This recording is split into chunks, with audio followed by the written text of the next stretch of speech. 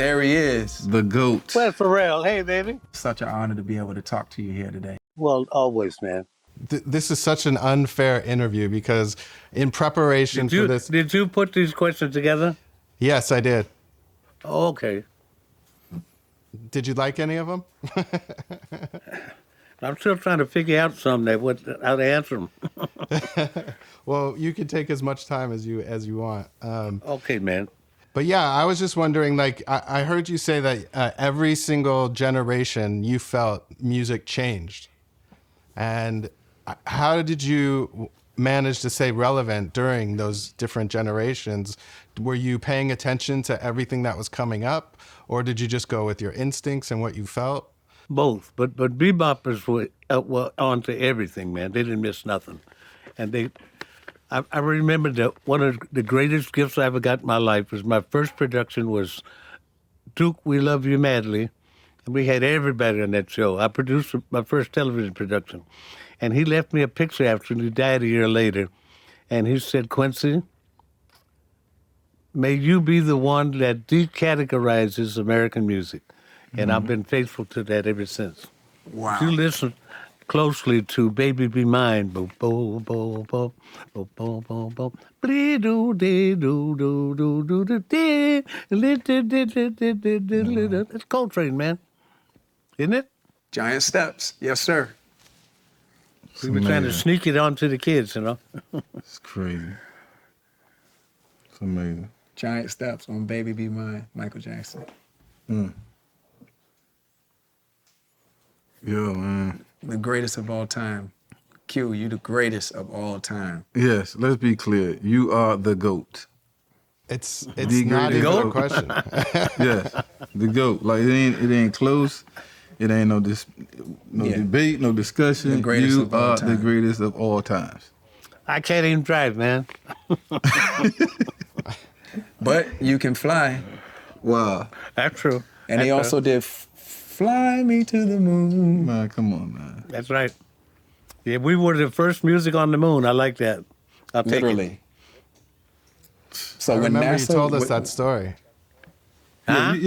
I remember you telling us that story. That's incredible. Yeah, Frank was like a little boy, man. Just amazing. Yo. Boy, I love that man, Frank Sinatra. You can ask questions, Scott, but I got so many. So I want to talk about the Wiz, man. The Wiz. Yeah. Anything, whatever you want to talk about. I want to know, like, what made you just decide to do that for one, and just like, what gave you the courage to do that? And just like no, that. it wasn't about courage. It's Sidney Lumet. Back when I started in movies, most of the time it was about 3-syllable Eastern European composers. Branislaw Kaper, Dmitri Tiomkin, you know what I mean? They didn't want brothers doing movies. And two Sidneys put me in business, Sidney Lumet and Sidney Poitier. Sidney Lumet had just married Lena Horne's daughter, and Lena suggested me for pawnbroker, and thank God. Wow. I wrote a song for her and her husband, for Lena and Lenny for Basie, and she did the liner notes for the album, and she suggested me to do pawnbroker. Boy, I was ready to go to heaven. Wow, man. You have no idea what a it's like flying to heaven. So how did that lead to you doing, taking on such a big challenge of making the Wiz when, there's the Wizard of Oz? Like, you actually really made it work. Like, how did you get to that place of doing the Wiz? Whose idea was that?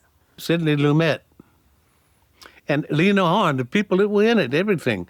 The concept is, man, I was happy to be called for any movie back then. Really.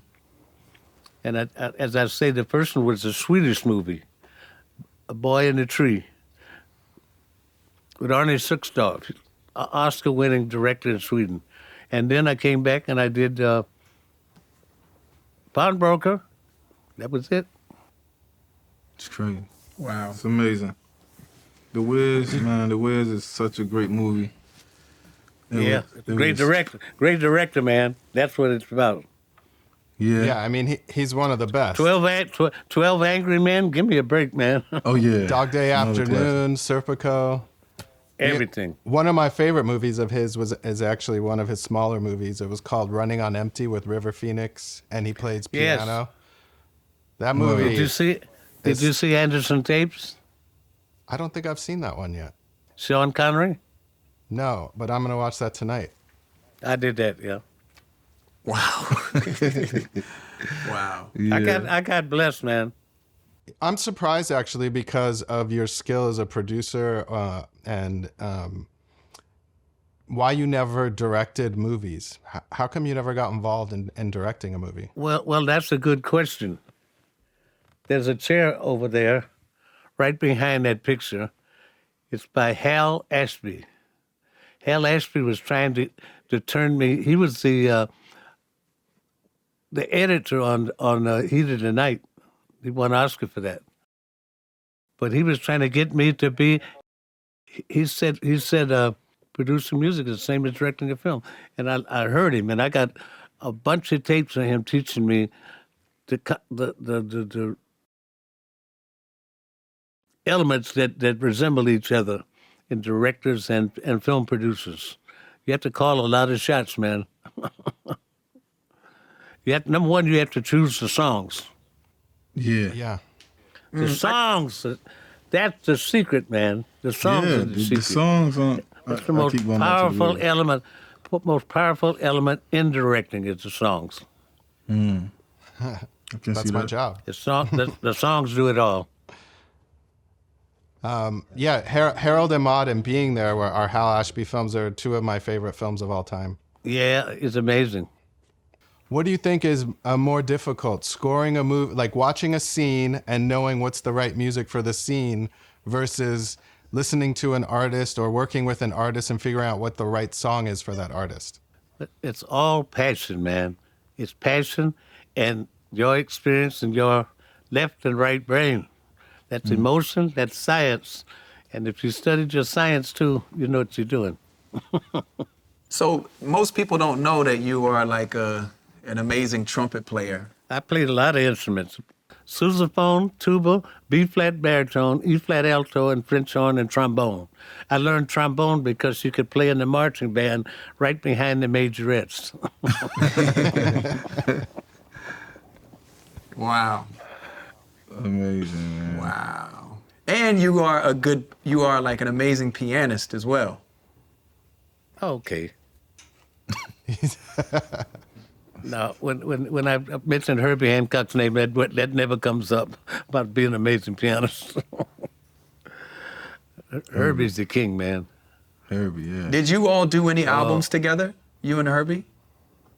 Yeah, he did. He worked on a Mirage, second movie I did. Herbie's always worked with me, always. Chicago, man. But Herbie knows about the left brain and right brain, that's for sure. Oh yeah. Is that really what, like, is it about execution or instincts, do you think? Like, is there a formula for execution? It's called knowing what you're doing, man. Knowing how to do what you're doing.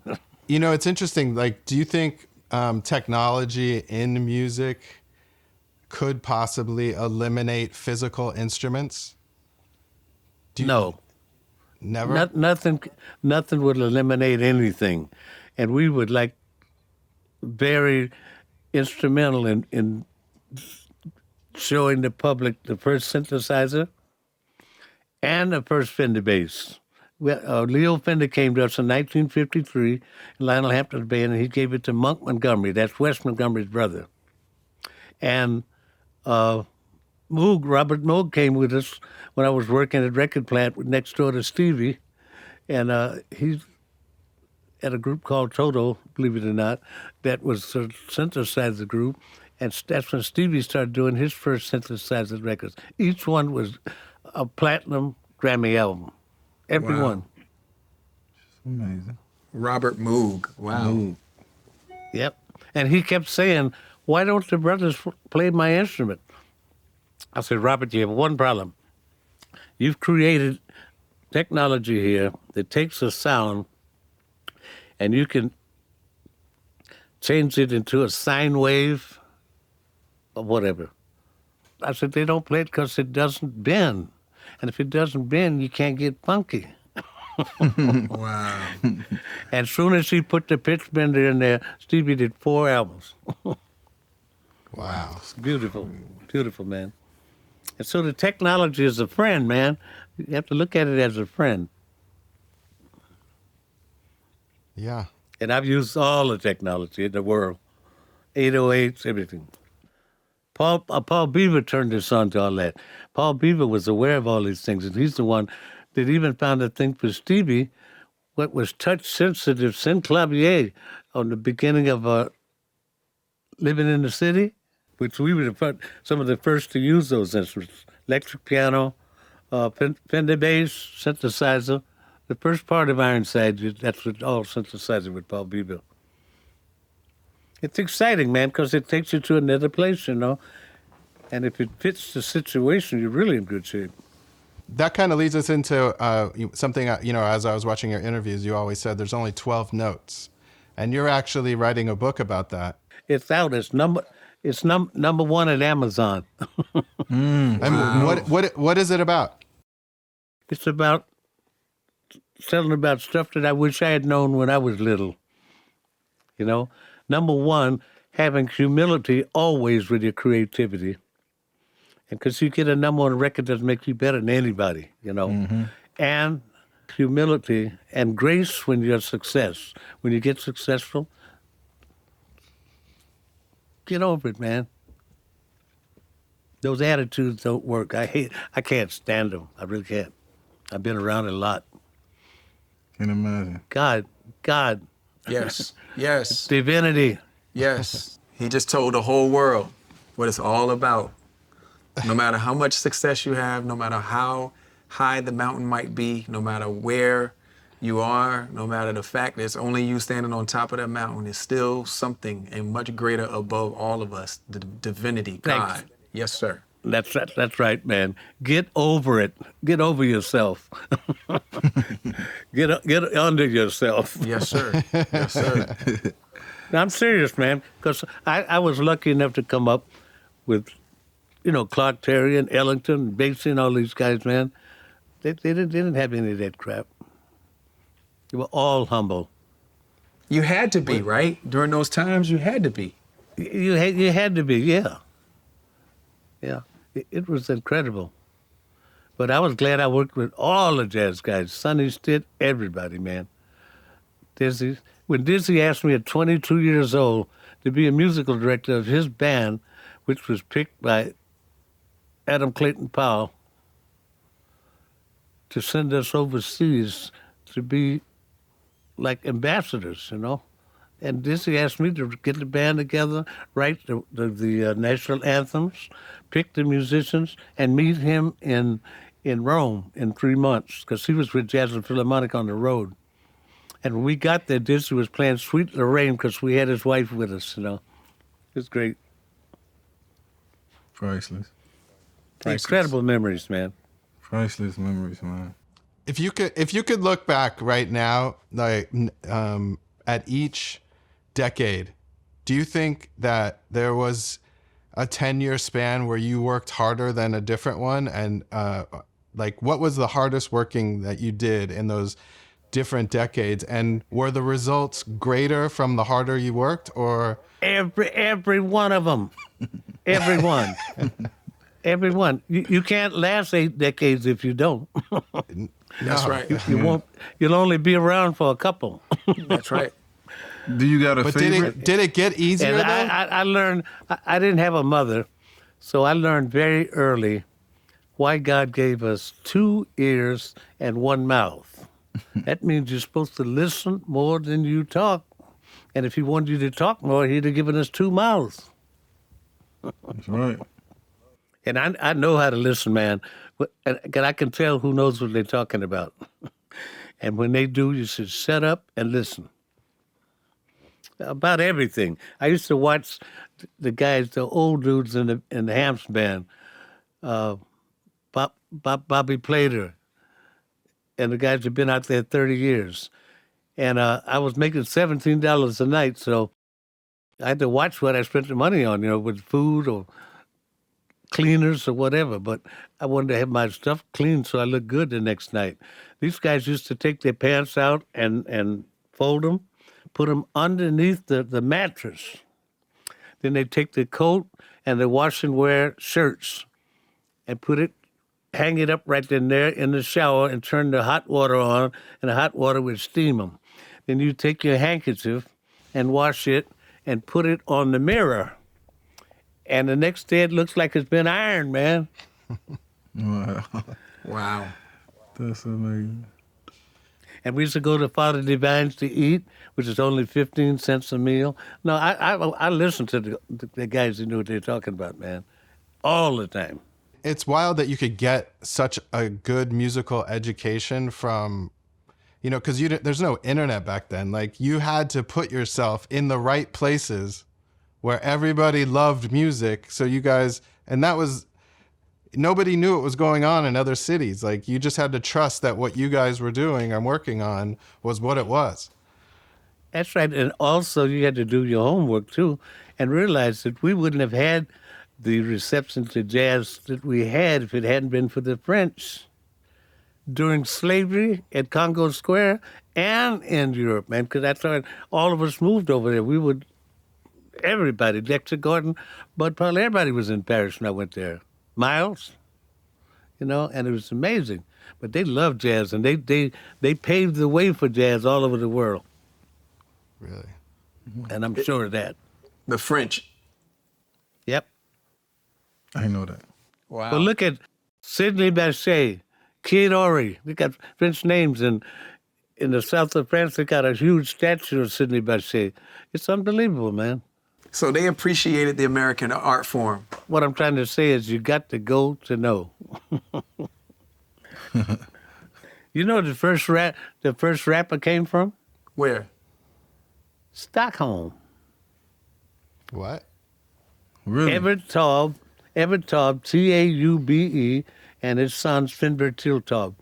You can Google him and hear him rapping in 1934, man. I remember being on the corners in Chicago, 5 years old in 1939, with the gangs rapping.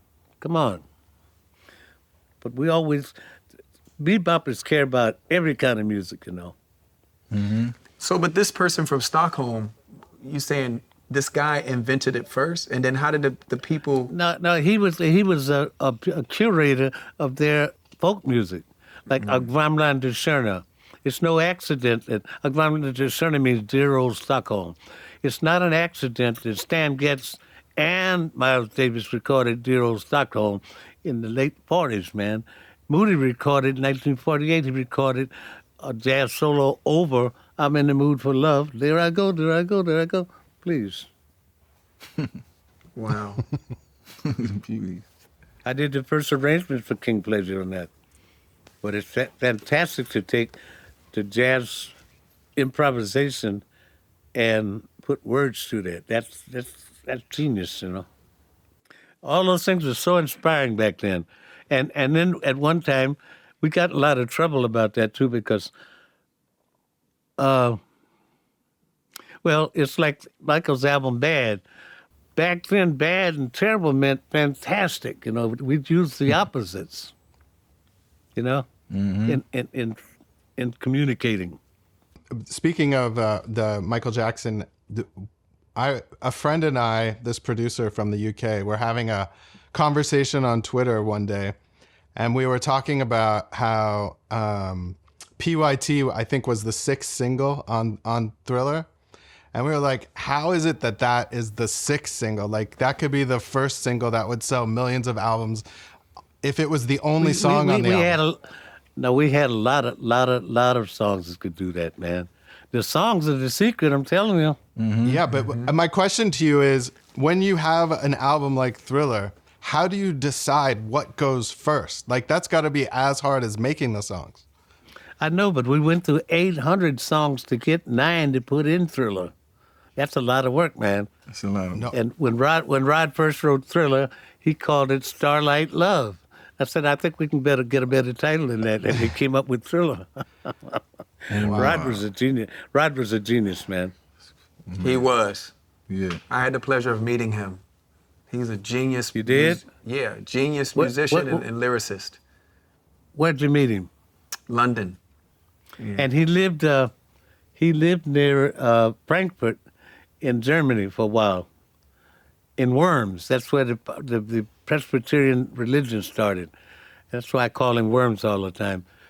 And he was writing for Heatwave all the time. I used to play the records for the Brothers Johnson all the time. I said, this guy is scary. And then he came to me. They asked me to manage him. I said, no, I don't want to manage him. Let's hang. Wow. I don't want to be a manager. Where are those 800 songs, by the way? Long gone. Long gone. Now, it's interesting because She's Out of My Life was a song a friend of mine, Tommy Baylor, wrote when he broke up with his wife. And I said, let me have the cassette on that. And I was going to give it to Frank Sinatra. Wow. Then I realized that Michael had never sang. The only time I saw him sing a love song was Ben, probably. Ben. Dude, that was to a rat. He's singing a love song to a rat. It's true, Yeah. isn't it? Yep. Yeah. What here sing one to a woman? Wow. You were gonna give that to Frank Sinatra? Yes, sir. She's out of He would, my he, life. would, he would have killed it, man. He would have killed it. Don't trust me. I wasn't worried about it. I don't worry about nothing with Frank. Yeah. Well, Michael did But- kill it. Yeah, Michael Jackson. I don't know whether to laugh And that was one. or cry. And that was one of the big ones on his tours, you know. And Yeah. it cuts like a knife. Yeah. And He it started cuts crying, like a knife. It's out of my life. Oh yeah, he crushed that. Wow. Listen, this is what I'm saying, Q. You, Yeah, man. Quincy, Come on, you were man. just you're the greatest, man. The greatest. You just told us that you heard that song and said, "Give me that cassette," and you were gonna give it to Frank, but then you said, "Hold up, Michael's never sang to, Yeah. you know, He I never love him. sang a song to a woman. I never sang a Yeah. song to a woman before, so Michael needed to do it." And I remember where I was when I heard that as a kid. I had to be like 9 years old. It worked, man. It worked. It worked. That's the first record, first single. You Can don't I- put out the strongest single first. You know, you don't have to. Right. If you know how to categorize the songs, you don't have to put the strongest one out first. You know what you got. Stevie did, he worked on I Can't Help It, right? With you, right? Yeah. So that one song has those like, you know, major 13ths and, you know, 11th chords and like really mysterious, you know, really mysterious chords like that. When you heard that song, did you say, we're going to put this on because we, Bebop chords. oh, really? Oh. But did you put it on because you felt like that those colors were missing from the album? Were you guys Yeah. looking for that? Yeah. Wow. You go with your intuition, man, and you don't know where it's going to lead you, but you have to go with it, you know. You do. It's such a Stevie Wonder song if you like listen to it again. Looking Oh, out baby. the window. Yeah. It's crazy. It's Stevie's a genius, man. He really is. Genius. Yeah. He I really is.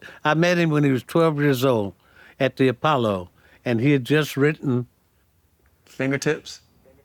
Fingertips and Signed, Sealed, Delivered. And he was 12 years old. And he was asking me all the time, man, how does Ray Charles get all those girls, man? I said, just like you, man, bumping into walls and stuff like that. Wow. So he Just wrote the same thing that you do. He wrote Signed, Sealed, Delivered when he was 12. Get helpless. Huh? He wrote Signed, Sealed, Delivered when he was 12? Yeah. And Fingertips, too. What? It was at the Apollo. That's another. That's Wow. The Chitlin Circuit. The Chitlin Circuit. You ever play the Chitlin Circuit? No, sir. That's the Royal in Baltimore, the Howard in Washington, the Apollo in New York, and the Regal in Chicago. It was a place where black acts could have a place to play for a long time instead of just one night is all the time, you know. It's amazing. Wow. The concept was great. But the big band is like a big school, man. It really is. And you're lucky to get in there when you're young. I was 18 when I got in Hamp's band. And I was lucky. I was blessed. Wow. This is Travel, man. Gotta go to know. gotta go to know. You gotta go to know. What's your favorite city in the world? Now that I know you've been Oh, everywhere. come on, man. Come on. I'm gonna pick between Rio and Sao Paulo and Japan and Korea and China and Cairo and Sweden and Denmark. Get out of here, man. So all of them. South Africa. Ooh. I love that We you had a said good Japan. time. We had a good time, brother. Good time, man. And we lost Tutu last month, you know. He was one of our family back then, you know. Who And was this? Mandela. Tutu, Bishop Tutu. Oh yeah. But Mandela was, boy, like he was, that was the school. He always told me, say Ubuntu, Ubuntu, Ubuntu. Ubuntu means Ubuntu means it's better to deal with the collective rather than the individual. Excuse me for taking time to go over this stuff, but I just hit 89 this year. I'm getting ready to hit 90 now, so Amazing. God you bless. understand. Yes, sir. How did All you good. How did you end up in Seattle? Very simple. We came from Chicago, born there in 1933. Man, that was during the Depression. Chicago was no joke, man. My daddy worked for a notorious gang called the Jones Boys. He wasn't part of the gang, but he worked for them. He's a carpenter for them. Then he took a trailway bus because I didn't have a mother, you know. So he met another woman. Lord have mercy. She was a piece of work. Did you see Precious? Wow. See the movie Yeah. Precious? Yeah. She used to beat the doo-doo out of us every day. Me and my little brother. Wow. So I'm not her fan. So I never had a mother. So we found another mother, and it turned out to be bebop. And then I got bebop, big band, doo-wop, hip-hop, laptop, all of it. My friend Alan Kaiser wanted to design Mac 1 and Mac 2, you know. I said, man, nobody wants a computer. Wrong. Mac 1 and Mac 2. Looking back is a trip, isn't it? Yes, sir. Yeah. Looking forward you- is even. Huh? I said- It is. Looking forward is even crazier. It's I agree. seeing you and just seeing your energy and just man. hearing How old that. are you now, Pharrell? I just turned 49. Oh, God. Yes, sir. Beautiful. Yes, sir. You I'll be- born when? 73. Lord have mercy. That's beautiful. Thank you, sir. Did you ever listen to grunge music when I know you weren't in Seattle when it was taking off, but that music came out of Seattle. Oh, yeah. We listened to everything, man. We did. Miles, everybody listened to everything. Really? They did. Wow. Did you ever hear Chris Cornell's version of Billie Jean? No. Oh, it's so amazing, and it was the first time when I heard a song where I was like, how you could take the lyrics of a song and give it such different meaning, the same exact lyrics. Seattle was hot, man. Come on. It was hot. It's a good place. I'm gonna tell Kadada to play it for you when after this is over. You so know can- Kidada? Yeah. She was here a little while ago. She was? Yeah. That's nice. I tell her, say, what's up? Huh? I said, I'm gonna tell her I spoke to you and that she was there Okay. earlier. They say her name in Color Purple, because you know he did Color Purple. My Kidada. Yep. What? It Yes. means, it's Swahili is Kibawa's on, little man. brother and Kidada's little sister. Yeah.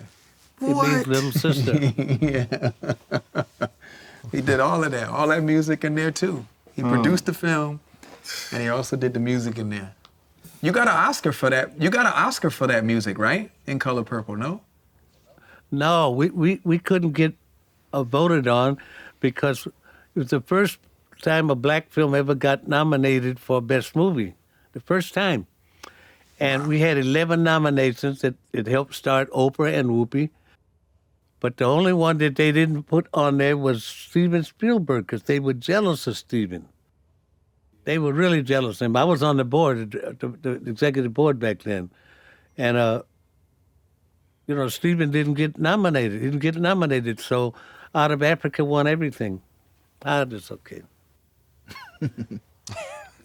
Quincy, do you know how many awards you have? Yeah, I got, 20, 28, 28, 30, I don't know. At 30, right? 28. 28 Grammys. Yeah. And 80 nominations. Wow. And Oscars? Oscars, 7. I had 7 nominations on Oscars. But I'm a EGOT already. EGOT. You are, So right? you got an Emmy, Emmy, you got a Grammy, Oscar. an Oscar, and a Tony. Man, you the GOAT, man. The GOAT. You are the GOAT, man. I'm just sitting here listening. That's why I'm so quiet. I'm just really No, like, you didn't know Color Purple? Killed me. Yeah. But the mic. You know he also did Heat of the Night too. You know what I'm talking about? Huh? The Heat of the Night on what's the name of that TV show? Yeah, he's Yeah. right. In the heat of the Virgil night. and Archie Bunker. Yeah. Wow. Yeah. And the original. But he also did Sanford and Son. I knew that. And I remember when he did Dollars with Sidney Lumet. Wow. I wrote that in 15 minutes. Wow. I got a PhD in how to make. I graduated from the College of the Street. I got a PhD in how to make ends meet. Inflation in the nation don't bother me because I'm a scholar when it comes to the almighty dollar. Money, money, money is money's on my mind. Money is. I even like to spend in kind. I'm so mean with the green. I make a Mark want to bark, make a Frank want to clank, make a dollar want to holler. Just made up. Man. It worked, and the OJs heard it loud and clear. Yeah. Wow. Wow. Oh Do you- yeah, money, that's money, money, actually That's actually a question I had for you. Little Richard, man. That's a question I have for you. Do you think if you were a great singer, you would have produced as many songs as you did for other artists, or you would have kept them all for yourself? I don't know, because I'm not a good singer. I had a lot of producers talk me into singing, but I know I'm not a good singer. I know it. So Hey, man, any help to tell me that? give me the night. Oh yeah, no. Listen. Yeah, we got Give me the night. Tell him how we started. That the reason why we wanted to Yes. have this interview is because in one of our previous interviews, a 28-year-old girl that we were interviewing, Amelia de Moldenberg, we asked her what her favorite song was of all time. And she said, "Give me the night." Give me the night. And I was like, wow. I We said, Who said that? Who said that? She's a girl from the UK who has a really funny YouTube show, and surprising a 28-year-old that's her favorite song of all time. That's great. But that song like instantly is just that is a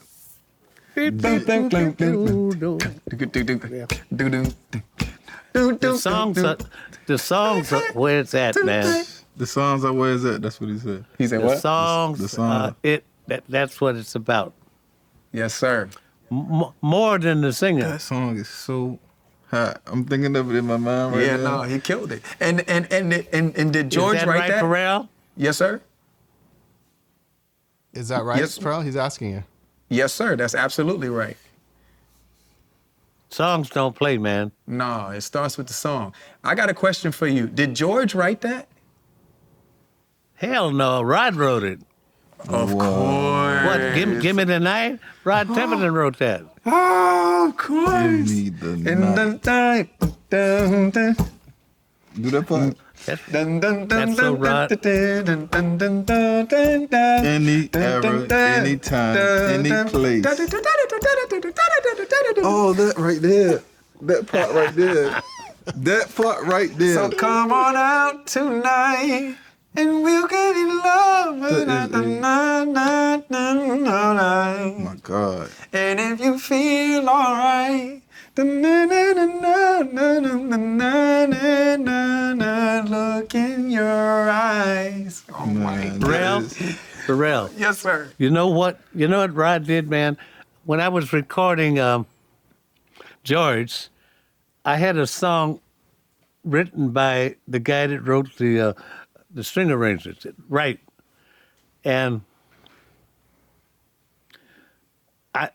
I loved the song, 100 Ways. Wow. But it was begging for a C-section though, and I couldn't get it on the date there, so I just kind of kept it around. And then when I started recording James Ingram, I said, "We're gonna do that song. We're gonna do it right." Rod snuck into a room for 45 minutes and came up with "Being Cool." Rod wrote that, man. Wow. Did not ask to put his name on it or a penny. He just said, "This works," and man, he was right. And James got a Grammy on his first song. Rod. Come on, man. Find 100 ways. What? Yo, what food was y'all Dun, dun, eating? dun, dun, Cool. dun. Oh my God. But you know He it's came crazy. up with that. He came up with that in 45 minutes, man. You know what's crazy though is that when they did PYT, Michael had written like couple different versions of it, and Quincy was like he didn't think that it was where it needed to be. So James came in and Ingram. wrote, yeah. Michael wrote, dun, dun, dun, dun, dun, dun, dun, dun, dun, dun, dun, dun. And then James said, "Where did you come from, baby? And ooh, won't you take me there right away? Come through, baby." What? What? Yeah. Aliens, man. That's something, man. That's Can you so imagine amazing. hearing that when it was first made, man? Like, type of energy. You're the GOAT, man. You're the GOAT, Quincy. greatest of all The time. greatest of all times. When we get together, we all goats, man. Right? yes, Yeah. sir. Pharrell, you don't play, man. I'll try. Who are some of the like people you listen to like nowadays? Some of your favorites. Everybody. Bruno Mars, all of them. Okay. Kendrick Lamar, Kendrick Lamar, all of them. Wow. Some good. It's some good stuff. There's some good stuff going on out there. Yeah. When you're just sitting at home relaxing, what genre of music are you listening to? Everything from classical music to the mystery voices of Bulgari. You ever listen to them? They had a big record, Remember that? The Wow, mystery no. voice of from Bulgaria. Wow. I had him. I had him on the concert in Switzerland when I did the concert with Miles, and he said, "Who the hell are these people?" I said, "You'll hear. They were farm girls that a French kid came in, a ranger came in, and started arranging for them, and inspired them to go deeper, left and right brain, Again, Gotta hear that. Wow. Gotta hear that. Mysteries of Bulgaria. it's amazing how it works. So, The science. but you have to listen. You have to listen to God, man. Yes, sir. You have to get to pray for those conversations with God, because the big G will listen. The Big Chi. The big shit. Wow. Pray for those conversations with God. Big Chi. That's right. That's right, man. Wow. You get them too. Yes, sir. Early on, before technology, like having a phone in your hand, when you would have an idea, would you just run to the studio and work on it? Or how would you remember what you wanted to work on when you got there? Oh, I'd remember it. I'd remember it. Really? Yeah. But he can also chart it out too. Huh? Music. But you can Music. also chart it out as well. Yeah. You write music. Yeah. Actually, this is a question for both of you guys. Well, you guys obviously have strong opinions being producers and strong point of views of how you want to hear something. So when you're listening to something in your head and then you're working with an artist, do you ever get frustrated that the person that you're working with can't get it to how you hear it in your head? And how do you overcome that in the studio? No, I've never had that problem. I always get them to go there. No. Get them to go where they should go. Yes. That's a producer's job. Yep. Okay. Yeah. You know, because here's how it works, man. And it's sad, really. But if the cover's a mess, the liner notes don't work, the songs are wrong, the tempos don't work, the arrangements are bad and everything else, it's all the producer's fault. If the record is a hit, the artist did it all. Yeah. Yeah. That's the way it is, man. Trust me. That's exactly right. That's deep. That's deep. That's deep. Oh, yeah. I'm not guessing. Yeah, I mean, you obviously have the best taste ever because you're able to do it in TV, film, music, magazines. So it's just like that has to be like your point of view and being able to see something and capture You it. have to listen to God. That's it. You have to listen to God. Scary. Yeah. Well, this is, I mean, I could do this all day. Yeah. And just listen to these stories. But this has been amazing, enlightening. I don't know if you guys have any more questions.